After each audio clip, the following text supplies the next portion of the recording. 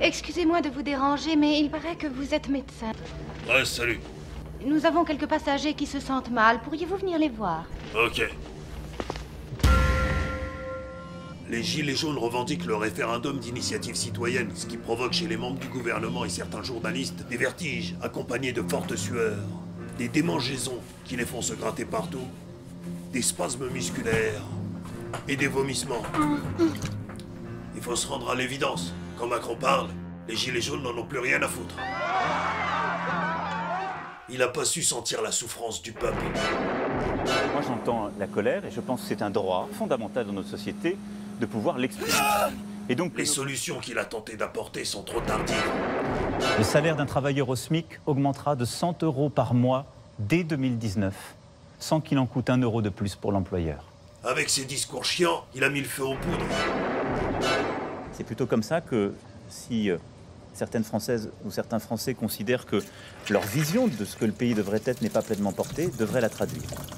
Mais je pense qu'aujourd'hui, notre pays a besoin de calme, il a besoin d'ordre, il a besoin de retrouver un fonctionnement normal. Chérie, on parle à deux. Il s'est entouré de gens incompétents comme Marlène Schiappa, par exemple. Aujourd'hui, c'est la journée internationale pour l'élimination des violences envers les femmes. Au lieu de défendre les femmes, elle a préféré défendre le garde du corps de Macron. Il y a une vidéo qui circule de ce qui s'est produit le 1er mai, qui est grave et qui est choquant.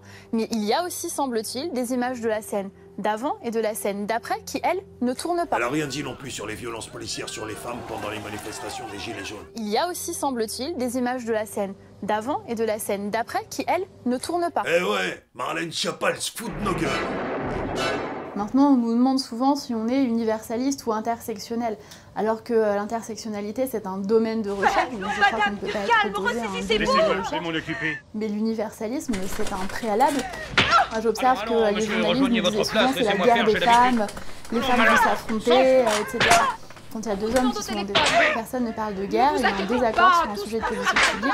Toutes les femmes ne sont pas obligées d'être d'accord entre elles sur tout, mais surtout, moi ce que je dis souvent, c'est que je suis féministe, mais je n'ai pas vocation à être la ministre des féministes. J'ai vocation à... Tu vas la fermer ta grande gueule! C'est plus le président qui dirige la France, mais l'Europe.